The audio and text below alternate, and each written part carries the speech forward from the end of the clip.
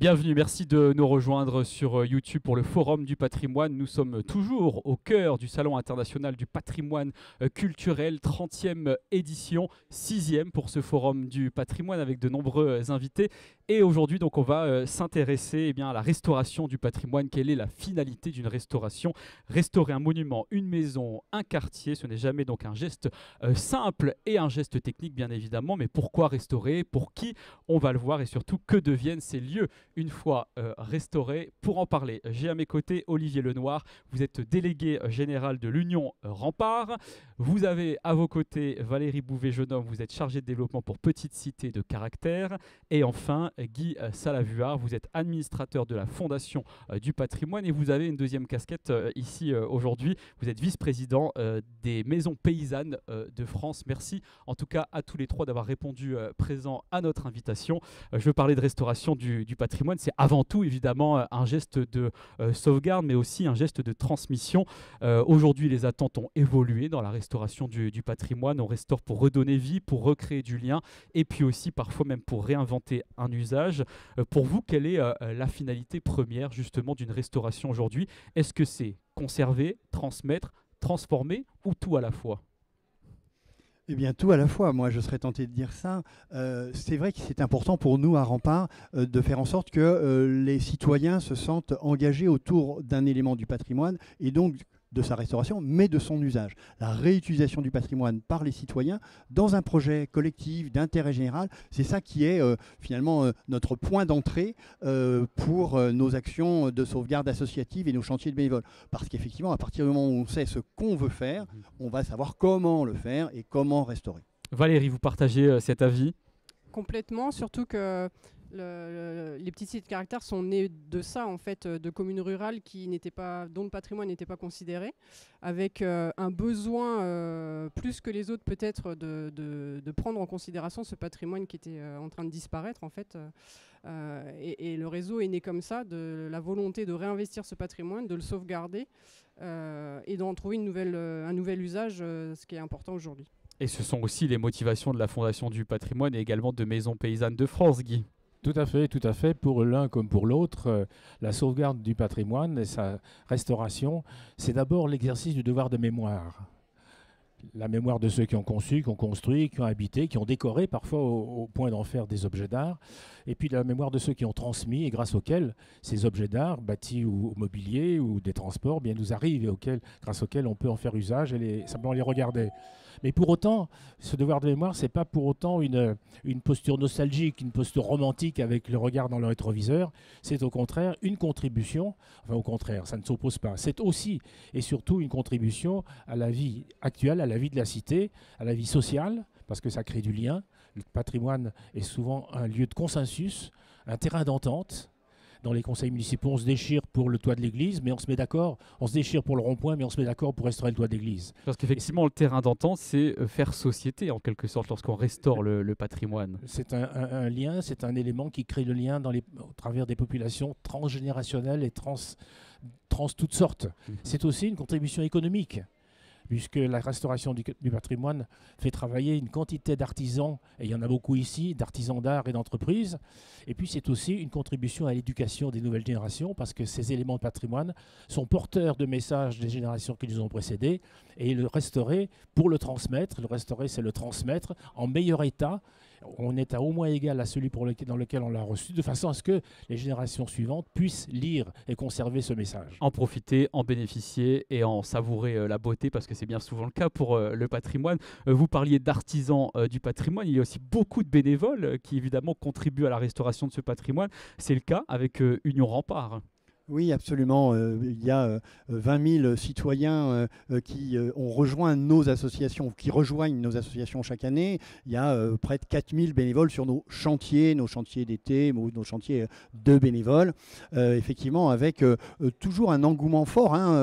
On peut dire que le bénévolat évolue, mais en tout état de cause, en nombre, il est constant, voire en augmentation parmi nos associations. Ce qui est plutôt une bonne nouvelle. C'est une bonne nouvelle, tout à fait. Nous, on pense que le patrimoine est l'affaire de toutes et tous. C'est l'un de nos slogans, et que le patrimoine est un trait d'union. C'est notre deuxième slogan. Effectivement, je trouve que ça répond bien à votre interrogation. Le patrimoine et le chantier de bénévoles ou le fait associatif pour faire société. Finalement, il n'y a pas beaucoup de lieux qui font consensus, Guy le disait à l'instant, hein, qui font consensus au conseil municipal, mais tout simplement dans le village ou dans la ville, dans le quartier ou sur le territoire.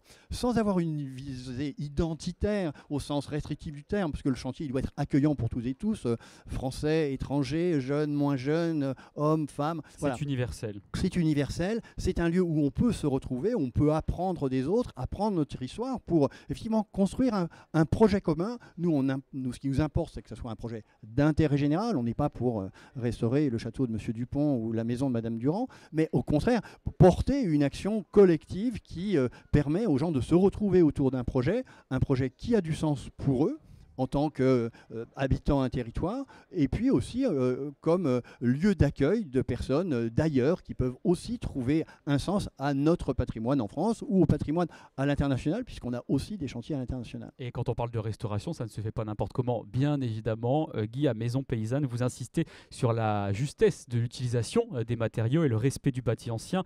Restaurer, c'est un acte écologique également, parce que les matériaux que l'on emploie sont des matériaux pérennes. Alors effectivement, c'est un acte très écologique, ce n'est pas tout à fait nouveau.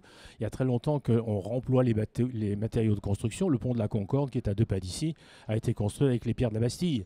Et 100 ans séparent un événement de l'autre. La restauration est un acte très écologique parce qu'il vaut toujours mieux aménager, restaurer, que détruire et reconstruire. L'énergie de la destruction et l'énergie de fabrication de nouveaux matériaux pour reconstruire est démesurément plus grande que celle que l'on utilisera pour la restauration, la modification, l'adaptation du bâti existant à de nouvelles missions et de nouvelles affectations. Et à la Fondation du patrimoine, vous soutenez aussi des milliers de projets qui sont souvent très modestes d'ailleurs, hein, dans des petits territoires. Restaurer, c'est aussi, on en parlait un petit peu, préserver une certaine culture, identité locale, avec des traditions et des spécificités. Alors c'est la motivation majeure de tous les propriétaires, qu'ils soient publics ou privés. La Fondation du patrimoine s'adresse aux uns comme aux autres, avec des outils différents.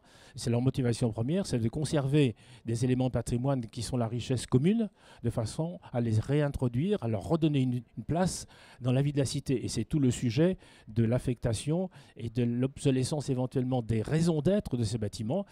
Tout bâtiment, quel qu'il soit et de tout temps, a toujours été construit pour répondre à un besoin humain. Mais ce besoin humain, le besoin de se défendre, le besoin de s'abriter, le besoin de traverser la rivière, le besoin d'honorer les dieux ou de vénérer les morts, ou l'inverse. Mais ce besoin, il peut arriver qu'il disparaisse, qu'il change. On connaît tous des usines sans ouvriers, on connaît tous des gares sans train, voire même des édifices cultuels sans fidèles, avec peu de fidèles ou sans clergé. Or, les bâtiments ont très souvent été construits pour aller bien au-delà de cette raison d'être pour laquelle ils ont été construits. Donc il faut leur trouver une deuxième vie, et ils ont toujours la capacité d'être adaptés et d'être réintroduits dans la vie de la cité avec une autre affectation ou avec une affectation partagée qui leur permettra de... Parfois un lieu de culte et puis un lieu culturel pour certaines églises notamment. Ceci est particulièrement sensible avec le patrimoine cultuel qui connaît actuellement une certaine désaffection. Toutes les communes qui en sont propriétaires en sont à la fois embarrassées et fières. Et le partage d'usage, le partage d'affectation est probablement une des solutions. Il y en a peut-être d'autres, mais c'est une solution que la Fondation, comme l'Association Maison Pierre de France, encourage à suivre, parce qu'elle a place pour des usages partagés. Sans aller jusqu'à la caricature des boîtes de nuit ou des garages à vélo, il y a la place pour réutiliser, pour utiliser de façon partagée les édifices cultuels. Et ça, à petite cité de caractère, évidemment, Valérie, vous en connaissez un rayon, puisque ce label et cette association portent depuis 50 ans, parce que vous célébrez votre anniversaire cette année, eh bien, la revitalisation des centres anciens. Restaurer, c'est aussi donc maintenir la vie dans les territoires. Tout à fait. Le projet Petite Cité de Caractère, c'est avant tout revitaliser les territoires à partir du patrimoine. Et nous, on travaille à l'échelle de la ville, c'est-à-dire qu'on ne va pas restaurer que les édifices les plus emblématiques, l'église, le château, etc. La moindre petite maison appartenant à un particulier est importante. Donc on a des programmes d'action aujourd'hui qui font qu'on intervient sur l'ensemble de la cité. C'est ce que l'on voit là, par exemple, avec la création d'un Fab Lab dans un ancien hôtel particulier. Tout à fait. Et on considère que nos petites cités de caractère sont d'abord des villes à vivre. Ce sont des anciennes villes aussi, il faut le préciser, donc des communes qui ont hérité en fait d'un un patrimoine conséquent, avec beaucoup d'édifices qui ont perdu leurs usages, qui deviennent des coquilles vides finalement. Et l'intérêt, en fait, c'est de réinvestir ces éléments du patrimoine pour de nouvelles fonctions qui vont répondre à des besoins aussi des habitants. Donc on a beaucoup d'exemples, une chapelle qui devient un centre d'art contemporain, une ancienne prison qui devient un centre culturel, enfin autant de sujets qui va correspondre à un besoin, mais qui va permettre aussi d'avoir un cadre de vie différent en fait, d'autres communes. Et de bénéficier de la beauté de la construction, tout simplement, fait. même si l'usage est différent. Mais où est-ce qu'il faut placer, on va dire, la limite entre respect du patrimoine et adaptation aux usages contemporains ? Alors le respect du patrimoine, c'est avant tout le bâti en lui-même, tout ce qui est extérieur, bien entendu, il faut y faire très attention. Souvent, c'est plutôt dans l'intérieur en fait, qu'on va essayer d'adapter le mieux possible en essayant de moins toucher à la structure en elle-même. Donc si je parle par exemple de l'ancien couvent des Sœurs du Christ à Tréguier, il y a une chapelle qui est devenue un centre d'entraînement en fait, pour les arts du cirque.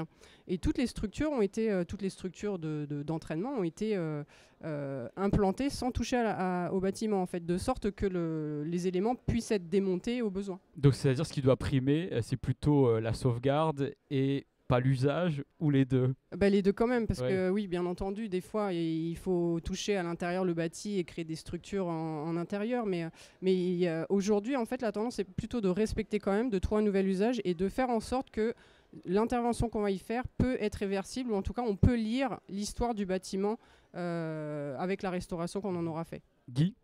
Il y a souvent des exemples, il y a de nombreux exemples de réalisations qui permettent de ménager l'un et l'autre. La beauté du bâtiment, qui fait partie de la beauté d'une église, par exemple, qui fait partie du village, qui est au centre du village, et son usage qui peut être changé. Je donne un exemple que beaucoup connaissent, c'est l'église du Vaudreuil. Au Vaudreuil, dans l'Eure, tout près d'ici, il y avait deux cimetières, il y avait 2 communes, avec 2 cimetières, 2 mairies, 2 églises. Donc il y a une fusion des communes. Il y a une fusion des et communes. Double emploi. Et donc double emploi, et une très longue concertation, ça passe par là, qui a conduit à affecter l'une des églises à la liturgie et à affecter l'autre à autre chose, à un usage public. Et bien, cette deuxième église, c'est le Carré Saint-Cyr, ça s'appelle le Carré Saint-Cyr maintenant, a été désacralisée, mais en France c'est un peu difficile parce que même désacralisée, une église conserve un caractère sacré. Dans ce cas-là, elle a été désacralisée, l'extérieur a été conservé intégralement jusqu'à la croix sommitale au sommet du clocher, tout a été conservé et l'intérieur à l'inverse est complètement profane. Donc il y a une cohabitation qui peut être réversible, c'est très important cette notion de réversibilité. Voilà, parce que peut-être que dans un siècle, les autres générations vont l'utiliser autrement. Qui sait si la foi ne sera pas revenue générale et ma foi, le bâtiment sera toujours là pour répondre à un besoin renouvelé. Est-ce qu'il faut restaurer, à votre avis, à tout prix ? Alors, on parle aussi de cristallisation des ruines. Nous, on connaît bien ce principe. Souvent, en fait, on aborde avec nos associations des monuments qui sont en très mauvais état, des grandes ruines médiévales, etc. On ne va pas reconstruire les ruines médiévales, c'est une évidence. Et donc, maintenir en l'état pour transmettre cette mémoire et pour transmettre aux générations futures un objet patrimonial dont on a hérité. Donc, c'est-à-dire les figer, en fait. Exactement. D'où ce mot cristallisé qui, effectivement, signifie qu'on va faire des rocaillages de haut de murs. C'est un peu technique, mais bref, on ne va pas reconstruire les murs jusqu'en... On fait en sorte que la ruine ou le vestige, en fait, ne s'effondre pas. Ne s'effondre pas davantage, absolument. Ce qui est un vrai enjeu technique parce que c'est des murs qui devaient accueillir des toits qui n'en accueilleront pas, donc il faut avoir des modalités de maintien mais des sommets de murs. Mais en revanche, ça oblige tout de même à réutiliser ces ruines. Et toute l'idée des visites, des fêtes et spectacles historiques, de l'utilisation finalement du monument comme fond de scène à quelque chose qui va accueillir des publics. Et puis pour nous aussi, un lieu qui va être un lieu d'apprentissage, école du patrimoine. Nos chantiers de bénévoles sont des stages d'initiation, d'orientation vers les métiers et les savoir-faire. Et ça aussi, c'est un usage finalement. La restauration de cette ruine est aussi quelque chose qu'on donne à voir au public, qu'on donne à voir aussi aux personnes qui y participent, à telle fin qu'elles deviennent peut-être des artisans du patrimoine. Valérie, puisqu'on parle d'usage, une fois de plus, à Petite Cité de Caractère, vous avez de beaux exemples de reconversion réussie dans de petites villes. Qu'est-ce qui fait, à votre avis, qu'un projet prend auprès du public ? Parce que ce n'est pas toujours bien accueilli et bien perçu lorsqu'on transforme un bâtiment. Souvent, il y a de la concertation aussi. C'est grâce à ça, finalement. Voilà, c'est ce que je disais tout à l'heure, c'est qu'en général, quand on réinvestit un bâtiment, c'est qu'il y a un besoin au départ. Et ce besoin, il est forcément identifié en fonction des usages des habitants, des manques, etc. Donc, tout projet part d'abord d'un besoin et de plus en plus de concertation avec les habitants. Donc, il y a beaucoup d'ateliers participatifs, de concertation qui sont menés avec les associations et les habitants. Olivier? Oui, moi j'ajouterais que dans les cadres associatifs que je connais, en fait l'association elle est locale, elle est portée par les citoyens et effectivement eux ils ont envie de restaurer l'image, le patrimoine, mais ils ont aussi d'avoir un nouvel usage et de pouvoir réutiliser le patrimoine qu'ils vont restaurer. C'est finalement des gens qui sont concernés à la fois par la restauration et par l'utilisation qu'on en fera et qui sauront aussi associer la population locale évidemment et c'est elle qui pourra déterminer ses besoins et son envie à l'égard de l'élément du patrimoine. À la Fondation du patrimoine, Guy, est-ce que justement les porteurs pensent d'abord, on va dire, à la conservation et ensuite à l'usage ou inversement ou les deux? Il y a tous les cas de figure, mais l'accompagnement de la Fondation est un peu calé sur la volonté, la détermination de trouver un nouvel usage. De trouver un usage, l'usage initial s'il est conservé ou un nouvel usage. Et on observe dans la plupart des cas que cette concertation, cette détermination, elle est le fruit d'une association de personnes, d'habitants, de voisinage ou de voisinage éloigné, enfin quelque chose qui relie un groupe de personnes. Et c'est aussi le fait souvent d'un meneur d'hommes, d'un meneur de femmes, d'un leader, d'un élu, ou bien d'une association qui arrive à entraîner un voisinage. Et c'est cette concertation qui conduit à un projet de vie pour l'édifice concerné, et la Fondation concentre ses efforts financiers, puisque la Fondation est un cofinanceur, vers les projets qui ont un volet un projet de vie, un projet de réinsertion dans la vie de la cité. Et la restauration permet aussi finalement de redécouvrir le sens d'un lieu. Est-ce qu'à Union Rempart, justement, c'est une forme de pédagogie lorsqu'on lance un chantier de restauration? Il y a forcément une étude, si j'ose dire, de l'élément patrimonial, connaître son histoire, son passé. Donc il y a là une recherche portée par les bénévoles. On parle d'archéologie du bâti pour une meilleure connaissance du bâtiment. Et puis effectivement, à partir de cette connaissance, savoir ce qu'on va faire de cet élément du patrimoine en s'appuyant sur son histoire, mais en inventant une autre histoire. Et je pense que c'est ça qui est important de se dire, c'est-à-dire que le patrimoine, il est un point d'appui pour construire la société de demain et de faire le vivre ensemble aujourd'hui, mais de faire aussi notre capacité à demain, avoir des beaux exemples sur lesquels on peut vivre ensemble et on peut porter finalement une société à venir. Et je pense que c'est ça qu'il faut retenir dans cette idée de l'usage, c'est que le patrimoine n'est pas un regard vers l'arrière, vers un passé idéalisé, etc. Non, le patrimoine, c'est un point d'appui pour la rencontre des personnes, pour construire la société de demain, avec des beaux supports, puisqu'on a eu la chance d'hériter d'objets patrimoniaux exceptionnels. Eh bien, utilisons-les pour construire notre société de demain. Et pour le tourisme notamment. Ça, évidemment, pour l'accueil. Vous n'allez pas me contredire tous les deux, évidemment. À Maison Paysanne, d'ailleurs, vous alertez souvent contre les restaurations qui sont trop uniformes ou trop touristiques. Comment vous gardez l'âme justement d'un lieu dans un contexte où parfois il faut moderniser parce qu'il y a la nécessité d'accueillir le public dans des conditions optimales? Il faut être pragmatique, puisqu'effectivement, l'accueil du public, c'est un grand sujet. L'accueil du public, aujourd'hui, est normalisé, réglementé. Et si l'on veut le conserver, eh bien, il faut se soumettre à cette normalisation, à cette réglementation, si lourde soit-elle. Donc, il y a souvent des arbitrages, il y a des conditions qu'il faut réaliser, mais l'idée reste celle de l'usage. Et l'idée reste de l'usage et de l'usage des matériaux traditionnels.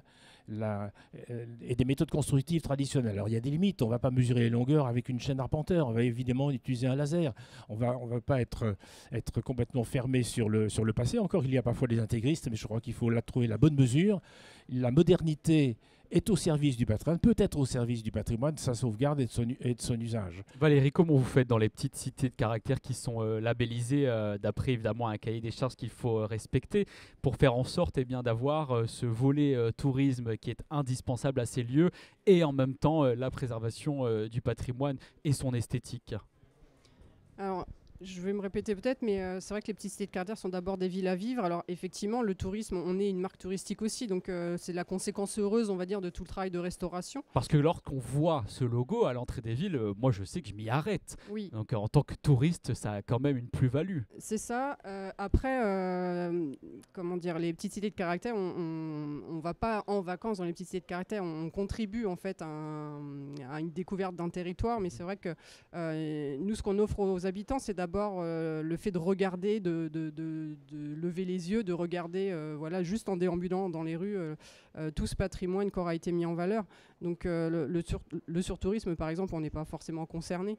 On est sur un slow tourisme, sur un tourisme de proximité, sur le plaisir d'accueillir les habitants dans un rayon de 20-30 km.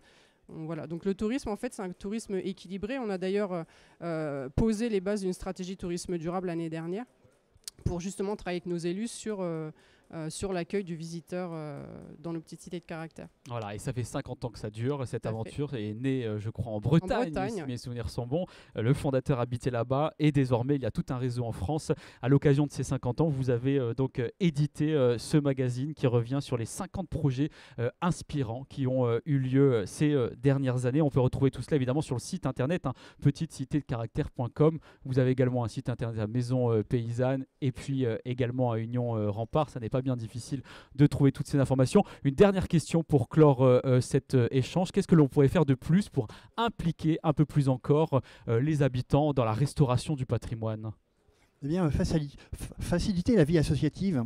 Globalement, je pense que pour nous, c'est un vrai enjeu. Les associations du patrimoine, mais toutes les associations en France, sont en train aujourd'hui d'être en difficulté financière. Or, elles sont un apport peu coûteux à notre société, finalement, en mobilisant des bénévoles, en mobilisant finalement des financements variés, en mobilisant des financements privés, bref, en étant au croisement de toutes les énergies. Et on a le sentiment aujourd'hui que la puissance publique ne soutient pas beaucoup les associations, et notamment les associations de patrimoine, il faut bien le dire, quand on regarde celles qui sont membres de l'Union Rempart. Elles sont perçues parfois finalement comme un caillou dans la chaussure lorsqu'il faut restaurer certains lieux, et donc l'association parfois peut défendre un peu plus encore parce qu'elle a une vision plus aiguisée sur le sujet. Mais elles le sont, et tant mieux. Hein. Je pense que les associations sont le fruit d'une loi qui vise, qui est une loi de liberté, finalement, de liberté des citoyens à s'associer ensemble pour une cause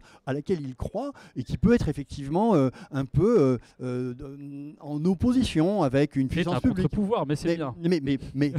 Mais absolument, et tant mieux. En revanche, ce contre-pouvoir, il est essentiel à la société, il est essentiel à la démocratie, il est essentiel à la République, finalement. Et ce qu'on disait sur mais le lien social, la capacité à faire œuvrer des personnes ensemble, c'est les associations qui le font, les associations de patrimoine qui le font pour le patrimoine. Et je pense qu'aujourd'hui, ces associations, elles ont besoin de davantage de reconnaissance, de moyens, même si on entend bien la crise et les difficultés. Eh bien, je pense que s'il y a un secteur à préserver, c'est bien le secteur associatif, pour l'aspect essentiel que ce secteur a pour la vie démocratique et pour nos patrimoines, avec une économie essentielle, puisque les bénévoles qui agissent sur ce patrimoine, ils apportent un travail gratuit, et donc ça, c'est incroyable. Donc il faut absolument pouvoir continuer à soutenir ces acteurs bénévoles du patrimoine. Valérie ? Alors, il y a les associations, ça c'est sûr, hein, mais il y a aussi les habitants, et on arrive, nous aussi, par quelques actions, à aller directement les associer à des projets. Donc on a des communes qui font beaucoup d'ateliers participatifs, par exemple, donc comment restaurer un pan de bois. On va faire une journée, voilà, pour voir comment on peut monter un mur, enfin des choses comme ça. Oui, ils ne sont pas obligés en fait d'être dans une association. Non, tout à fait. Donc il y a quand même pas mal de communes qui font des ateliers participatifs. On voit aussi les journées citoyennes, hein, qui se déroulent dans beaucoup de communes aujourd'hui. Et nous, on a lancé un événement il y a quelques années maintenant, d'abord à une échelle locale, mais c'est un événement qui est devenu national et qui est propre à notre réseau, qui s'appelle les Dimanches de Caractère. Et on voit bien aussi l'intérêt de cet événement-là, parce que l'objet, c'est de faire découvrir le patrimoine de nos villes, mais par les habitants. Et donc on associe nos habitants parce qu'on estime que chacun a une histoire à raconter. Donc l'histoire de leur propre maison, mais aussi une histoire qu'ils ont vécue, un événement, un savoir-faire. Voilà. Et nous, on croit beaucoup au droit culturel, comme quoi chacun contribue à la culture des autres et apporte aussi sa propre culture. Donc la part des habitants est hyper importante dans le projet patrimonial des communes, et tout le monde a quelque chose à raconter. Guy, comment on pourrait faire alors pour impliquer un peu plus encore les habitants dans la restauration du patrimoine? Ce qu'on observe aussi bien à la Fondation que chez Maisons Paysannes de France, c'est que les projets qui aboutissent, qui réunissent, qui aboutissent et qui atteignent les objectifs qu'on a évoqués de restauration et d'usage renouvelé, eh bien, ce sont les projets qui réunissent à la fois les habitants, la population, les voisinages et les élus, et leurs élus locaux. Toutes ces affaires-là sont des affaires de relations de proximité. Le mot est un mot-clé, la proximité. On observe par exemple lorsqu'on fait une souscription pour une église, eh bien, il y a parfois plus de souscripteurs que d'habitants. Ceux qui passent devant sans jamais y entrer, lorsque le toit est en péril, ils donnent quelque chose pour restaurer l'église. Donc il y a un point commun. L'Église est un exemple, il peut y en avoir d'autres, de cette concertation, de ce lieu d'entente, de ce consensus. Ce que l'on peut faire, c'est favoriser cette entente entre des élus, donc les informer, leur faire savoir que posséder un bâtiment patrimonial dans leur commune, ce n'est pas une charge, mais c'est une chance. Il faut changer juste une lettre dans le mot et les aider à ce que cette chance puisse être réalisée, puisse être concrétisée, que les travaux de restauration soient possibles, les financements atteignables, les normes un peu moins lourdes. Tout ça peut contribuer à ce consensus, à cette entente au bénéfice du patrimoine restauré, renouvelé et réinséré dans la vie de la cité. Voilà, l'entente collective, c'est ce qu'il faut retenir pour la restauration du patrimoine ce matin, entre autres. Merci à tous les trois d'avoir été avec nous. Vous pouvez retrouver évidemment l'intégralité de ces émissions sur la chaîne YouTube de l'organisateur, évidemment, Atrium Patrimoine et Restauration. Et puis, vous aurez tout au long de cette 30e édition du Salon du Patrimoine des sujets autour de l'Art déco, puisque c'est la thématique de cette année 2025. Merci d'avoir été avec nous et merci à tous les trois.